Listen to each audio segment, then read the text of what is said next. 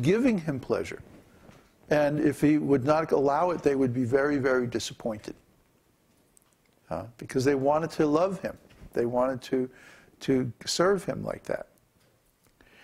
So then Kṛṣṇa said, okay, I'll do the dance. Let's do it. Let's go. So then Kṛṣṇa, you know the story, he expanded himself into so many forms, one for each gopi, when they were all dancing together. And each gopi thought, I am dancing with Kṛṣṇa alone. They couldn't see the other forms of Kṛṣṇa, only the form of Kṛṣṇa that was with them. So the dance was going on, and suddenly Radha and Kṛṣṇa both disappeared. And nobody could see where they had gone. And so at this point, the gopis became very disheartened, and they began to cry because they couldn't give Kṛṣṇa the pleasure. See? It's not that they were, you know, it's not that they were like us, you know, like, you know, I wanted Kṛṣṇa and now I can't have him. No, they weren't like that at all.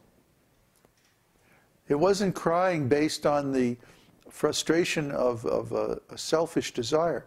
It was crying based on the frustration of a desire to love, to give pleasure rather than to get pleasure. You see? This whole idea of getting pleasure is really messed up. You know, it's so selfish, it's so narrow, it's so, you know, it doesn't really help anybody. You know, if someone desires that they should get pleasure, and they should be the enjoyer, you know, usually winds up with them committing some kind of sinful activity or some kind of offense. Every time. This selfishness, this narrow-mindedness, you know, gimme, gimme, gimme. You know, it's such an ugly thing.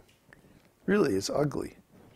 But when you see someone who likes to serve, and they like to give, and they like to spread their energy around, and they like to do good for others, you know, this is so refreshing. This is so nice, you know. Of course, the material world is full of selfish people. That's why they're here. They're here because they would create a disturbance in the spiritual world. So Kṛṣṇa dumps them in the material world. Oh, get out of here, you know. Go mess up the material world. And they do quite a good job. So here they are, all competing with one another for sense gratification. Oh, great. And that's why the world is such a mess. So if we turn this around and we say, no, I am an immortal spirit soul. I'm maintained by the Supreme Personality of Godhead. I don't need anything. I don't have to be selfish.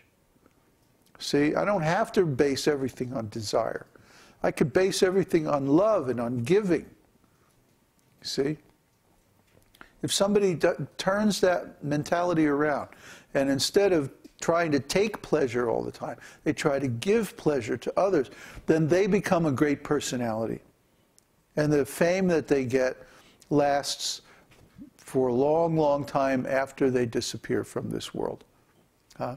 Because it's very, very rare that a person can turn that selfish attitude around and become loving. You see? And of course, the best kind of love is love of the Supreme Personality of Godhead.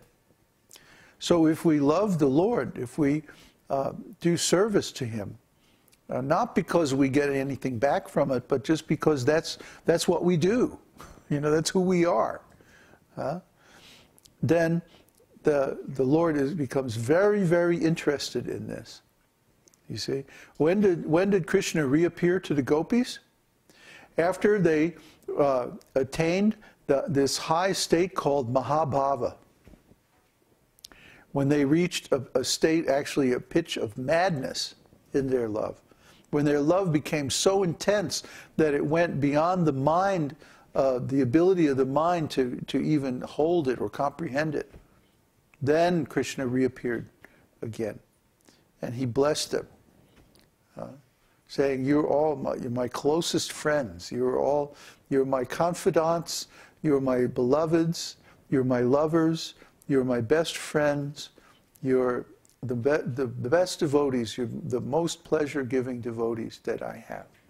He blessed them very nicely. Because they had, see, Krishna is Rasa Raj. He's the king of rasa, the king of loving affairs. So he created this situation in an attempt to bring the gopis to a higher level of devotional service, and he succeeded. He succeeded. So at one point they were even going crazy. They were going mad. They started saying, "I am Krishna," and they started acting out all of Krishna's pastimes with each other. It was really far out. It's a really incredible scene to read in the Śrīmad-Bhāgavatam. So this was so fascinating to Krishna that he couldn't hide anymore. He had to come out and taste this for himself, to take the enjoyment that they were offering to him. You know, and this is Krishna. When our service is mature, when it doesn't contain anything contaminated, anything impure, then Krishna comes and he accepts our service. And that's Krishna Darshan. And we shouldn't think about, when am I going to see Krishna? When is Krishna going to come? No, we should think of, I want to serve Krishna. I want to please Krishna. I want to give something to Krishna. I want to love Krishna. And then when we actually reach that stage, Krishna will automatically appear. But our attention should be on our service.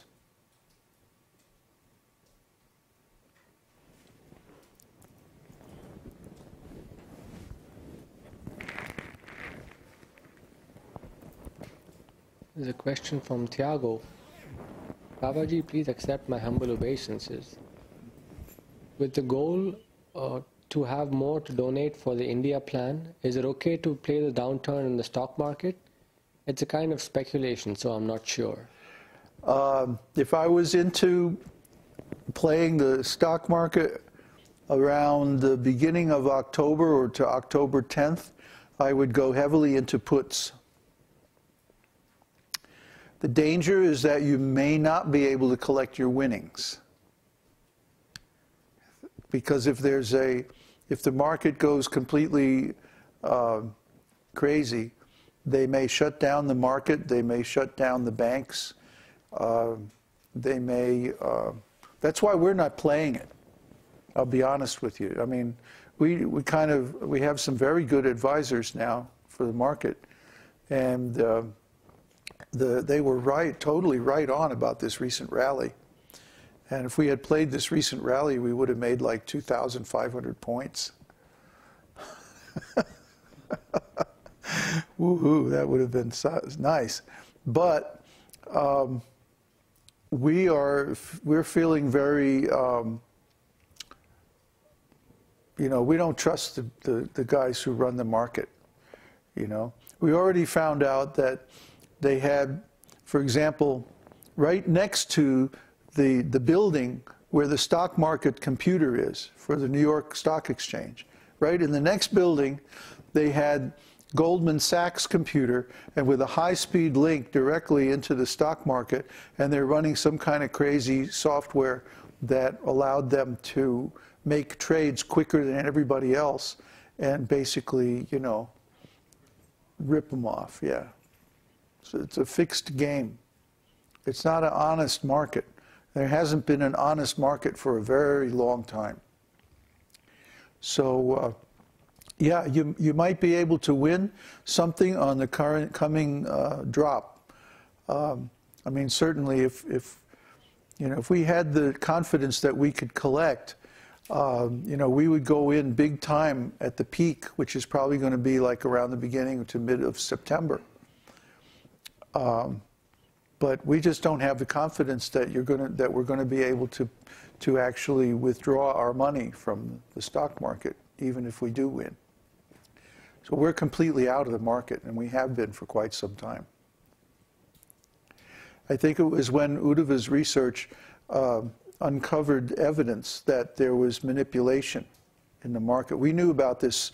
We knew something was going on, that there was some kind of heavy-duty software trading making the market impossible to play for most people. We knew about that. I mean, when was that? Back in November? December? Yeah. So as soon as we found that out through our research, we realized that you know you can't win at this game. These guys are, these big boys are playing hardball, and they won't let the little guys win. So even if you win, you might lose. I would be very cautious if I were you. And if you do play the dip, get out before it hits bottom. Get out well before it hits bottom, because that's when they're going to start closing the banks, and you won't be able to get your money. So, if you do this, you know, I won't. I'm not going to play it, because I'm playing at this point. We have all of our funds come from other people's money, and I'm not going to risk people's money. It's a little bit too risky right now.